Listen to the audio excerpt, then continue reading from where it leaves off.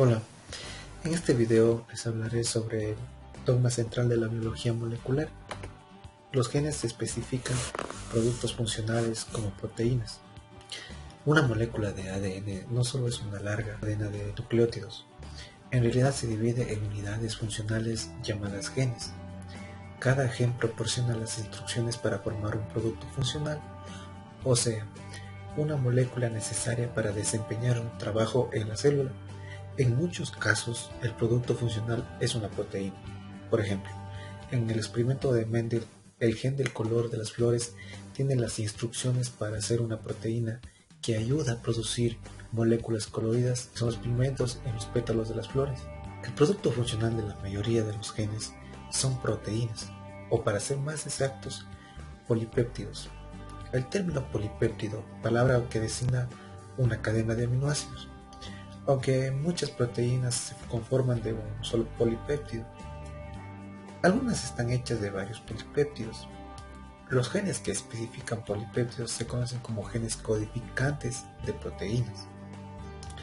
No todos los genes codifican proteínas, por el contrario, algunos proporcionan instrucciones para producir moléculas de ARN funcionales como los ARN de transferencia y los ARN ribosomales, que desempeñan papeles en la traducción. ¿Cómo puede la secuencia del ADN de un gen especificar una proteína en particular? Muchos genes proporcionan instrucciones para producir polipéptidos. ¿Cómo dirige exactamente el ADN la construcción de un polipéptido? Este proceso consta de dos pasos. Primero, transcripción y traducción. En la transcripción, la secuencia de ADN de un gen se copia para obtener una molécula de ARN. Este proceso es llamado transcripción porque implica reescribir o transcribir la secuencia de ADN en un alfabeto de ARN similar. En eucariontes, la molécula de ARN debe someterse a un procesamiento para convertirse en un ARN mensajero maduro. En la traducción, la secuencia del ARN mensajero se decodifica para especificar la secuencia de aminoácidos de un polipéptido. El nombre traducción refleja que la secuencia de nucleótidos del ARN mensajero se debe traducir al idioma completamente diferente de los aminoácidos. Por tanto, durante la expresión de un gen codificante de proteína, la información fluye de ADN a ARN a proteína. Este flujo de información se conoce como el dogma central de la biología molecular. Los genes no codificantes, que son genes que producen ARN funcionales, también se transcriben para producir ARN, pero este ARN no se traduce en un polipéptido.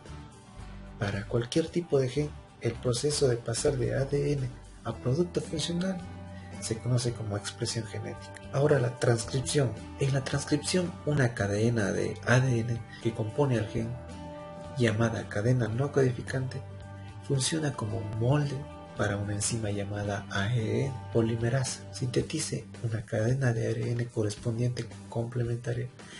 Esta cadena de ARN se llama transcrito primario. El transcrito primario tiene la misma secuencia de la información que la cadena de ADN que no se transcribió, generalmente llamada cadena codificante. Sin embargo, el transcrito primario y la cadena codificante no son idénticos, debido a que ciertas diferencias bioquímicas entre el ADN y el ARN. Una diferencia importante es que las moléculas de ARN no contienen la base timina, T. En lugar de timina, las moléculas de ARN utilizan una base similar llamada uracilo, que se representa con la letra U. El uracilo, al igual que la timina, forma pareja con la adenina.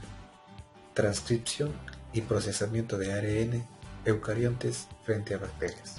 En bacterias, el transcrito primario puede servir directamente como ARN mensajero. El ARN mensajero obtiene su nombre por el hecho de actuar como mensajero entre el ADN y los ribosomas. Los ribosomas son las estructuras de ARN y proteínas en el citosol, donde se forman las proteínas. En eucariontes, como los seres humanos, El transcrito primario debe someterse a algunos pasos extra en un ARN mensajero maduro. Durante el procesamiento se añaden casquetes en ambos extremos del ARN y se eliminan cuidadosamente algunos de sus porciones en un proceso conocido como empalme. Estos pasos no ocurren en bacterias. El lugar donde ocurre la transcripción también es diferente entre procariontes y eucariontes. La transcripción eucarionte ocurre en el núcleo, donde se almacena el ADN, mientras que la síntesis de proteínas ocurre en el citosol. Debido a esto, el ARN mensajero eucarionte debe ser exportado del núcleo antes de que pueda traducirse en un polipéptido. Las células procariontes, por otra parte, no tienen núcleo, por lo que la transcripción y traducción se llevan a cabo en el citosol. Traducción. Después de la transcripción y en algunos pasos de procesamiento en eucariontes, la molécula de ARN mensajero está lista para dirigir la síntesis de proteínas. El proceso de usar información de un ARN mensajero para producir un polipéptido se llama traducción. El código genético. Durante la traducción, la secuencia de nucleótidos de un ARN mensajero se traduce en la secuencia de aminoácidos de un polipéptido. Específicamente, los nucleótidos del ARN mensajero se leen en tripletes, grupos de 3, llamados codones. Existen 61 codones que especifican aminoácidos. Uno de esos codones es un codón de inicio que señala dónde comienza la traducción.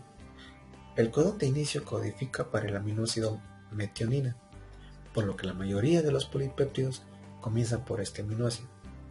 Otros 3 codones de terminación indican el final de un polipéptido.